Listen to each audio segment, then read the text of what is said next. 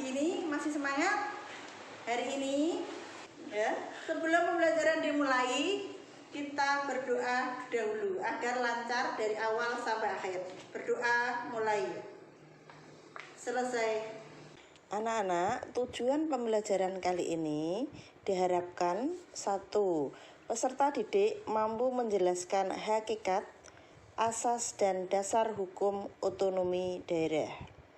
Yang kedua, peserta didik mampu menjelaskan nilai, dimensi, dan prinsip otonomi daerah di Indonesia. Yang ketiga, peserta didik mampu mengidentifikasi penyelenggaraan pemerintahan pada daerah khusus, daerah istimewa, dan otonomi khusus.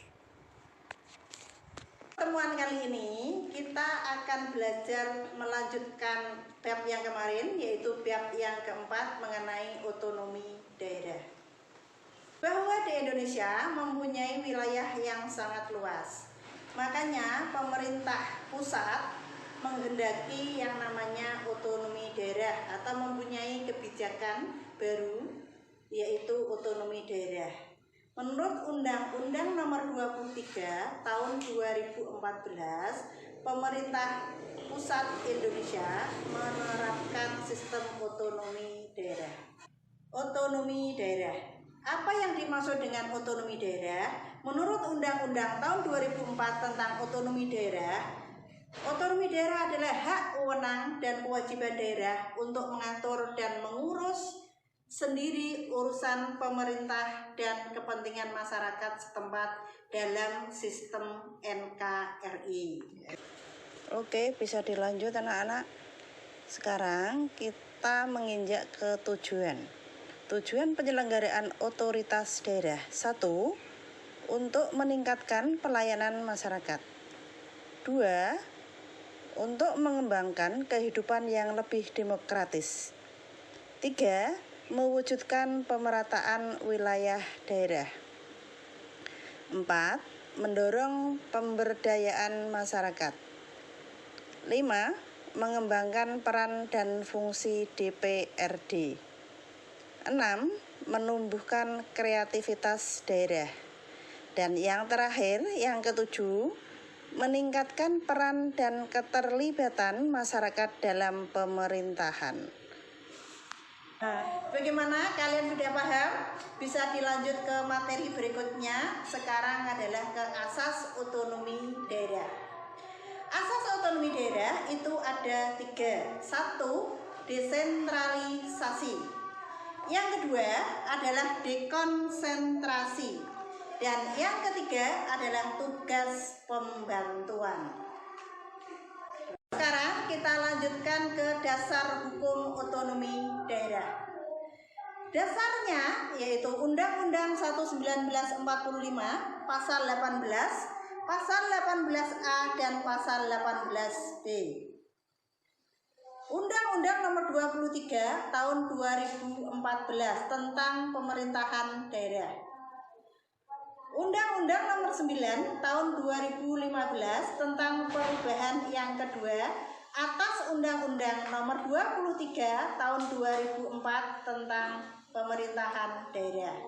Nilai otonomi daerah itu ada 2. Nilai unitaris dan nilai desentralisasi teritorial. Nilai unitaris adalah nilai yang diwujudkan dalam pandangan di Indonesia tidak ada negara lain seperti di negara federasi. Artinya apa? Hanya ada satu negara dalam satu negara kesatuan Republik Indonesia. Nilai desentralisasi teritorial.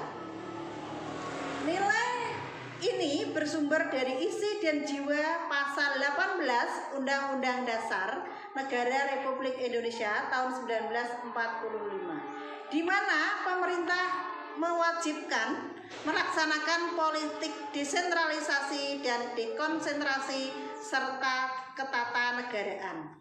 Selanjutnya kita akan menerangkan tentang dimensi otonomi daerah. Pelaksanaan otonomi daerah di Indonesia dilakukan dengan mempertimbangkan berdasarkan dimensi-dimensi berikut ini. 1. Politik, yang kedua administrasi, dan yang ketiga kabupaten atau kota. Sekarang akan saya terangkan tentang politik dulu. Politik dengan adanya otonomi daerah meminimalisir adanya kemungkinan gerakan separatisme suatu daerah untuk memisahkan diri dari NKRI. Yang kedua itu adalah administrasi, penyelenggaraan pemerintahan dan pelayanan kepada masyarakat relatif lebih efektif. Dan yang ketiga, kabupaten atau kota.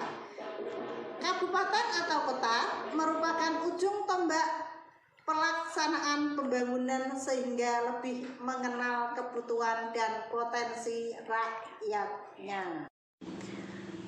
Selanjutnya kita akan membahas tentang prinsip otonomi daerah. Prinsip otonomi daerah ini juga ada 3 macam. 1. Prinsip otonomi dinamis. Yang kedua, prinsip otonomi nyata. Dan yang terakhir atau yang ketiga yaitu prinsip otonomi bertanggung jawab. Sekarang akan saya jelaskan yang pertama yaitu prinsip otonomi dinamis. Prinsip otonomi dinamis yaitu pelaksanaan otonomi selalu menjadi sarana dan dorongan untuk lebih baik dan maju. Maka otonomi selalu mengalami perubahan atau tidak statis.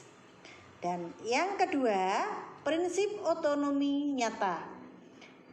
Prinsip otonomi nyata ini, daerah diberikan kebebasan dalam menangani berbagai urusan pemerintahan dengan berdasarkan tugas, wewenang, dan kewajiban yang nyata dan berpotensi tumbuh sesuai ciri khas daerahnya. Dan yang ketiga yaitu prinsip otonomi bertanggung jawab.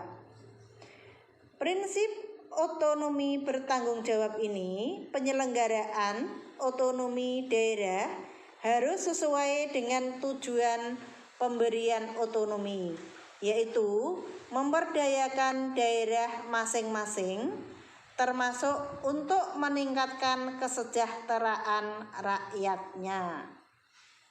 Selanjutnya yaitu terkait tentang pemerintahan daerah khusus, daerah istimewa, dan otonomi khusus. Penyelenggaraan pemerintahan pada daerah khusus, daerah istimewa, dan otonomi khusus tercantum dalam pasal 18B ayat 1 Undang-Undang Dasar 1945 menyatakan bahwa negara mengakui dan menghormati satuan-satuan pemerintahan daerah yang bersifat khusus atau bersifat istimewa yang diatur dengan undang-undang, di mana daerah tersebut antara lain yaitu DKI Jakarta, Daerah Istimewa Yogyakarta, Provinsi Aceh, dan Provinsi Papua. 1. Tentang daerah khusus Ibu Kota Jakarta, berdasarkan Undang-Undang tahun 2007 tentang pemerintahan Provinsi Daerah Khusus Ibu Kota Jakarta sebagai Ibu Kota Negara Kesatuan Republik Indonesia. Aspek-aspek yang menjadikan pengkhususan bagi Provinsi DKI Jakarta yaitu 1. Provinsi DKI Jakarta berkedudukan sebagai Ibu Kota Negara Kesatuan Republik Indonesia. Yang kedua, Provinsi DKI Jakarta adalah daerah khusus yang berfungsi sebagai Ibu Kota Negara sekaligus daerah otonomi pada tingkat provinsi. Dan yang ketiga, Provinsi DKI Jakarta berperan sebagai Ibu Kota Negara yang memiliki kekhususan tugas, hak, kewajiban, tanggung jawab tertentu dalam penyelenggaraan pemerintahan dan sebagai tempat kedudukan perwakilan negara asing dan pusat lembaga internasional. Sekarang mengenai Daerah Istimewa Yogyakarta. Dasar hukumnya yaitu Undang-Undang Nomor 13 Tahun 2012 tentang Keistimewaan Daerah Istimewa Yogyakarta. Keistimewaan Daerah Yogyakarta meliputi aspek-aspek sebagai berikut. 1. Istimewa dalam hal sejarah yang menjelaskan mengenai hak asal-usul suatu daerah berdasarkan fakta sejarah dalam proses perjuangan kemerdekaan. Yang kedua, Daerah Istimewa Yogyakarta adalah daerah istimewa dalam hal bentuk pemerintahan, di mana bentuk pemerintahannya merupakan gabungan dari dua wilayah, yaitu wilayah Kesultanan dan Paku Alam, menjadi satu daerah provinsi yang bersifat kerajaan dalam NKRI.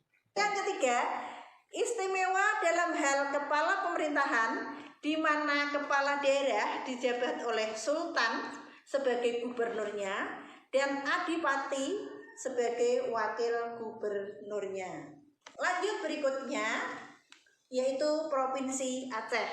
Berdasarkan Undang-Undang Nomor 11 Tahun 2006 tentang Pemerintahan Aceh. Keistimewaan Aceh diantaranya adalah sebagai berikut. 1. Penyelenggaraan kehidupan beragama dalam bentuk pelaksanaan syariat Islam bagi pemeluknya di Aceh dengan tetap menjaga kerukunan hidup antar umat beragama. Yang kedua, penyelenggaraan kehidupan adat yang bersendikan agama Islam. Dan yang ketiga, penyelenggaraan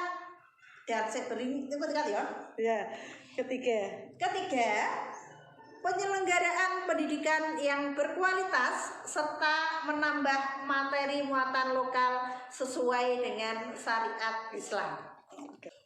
Berikutnya yaitu Provinsi Papua. Berdasarkan Undang-Undang Nomor 21 Tahun 2001 tentang otonomi khusus bagi Provinsi Papua.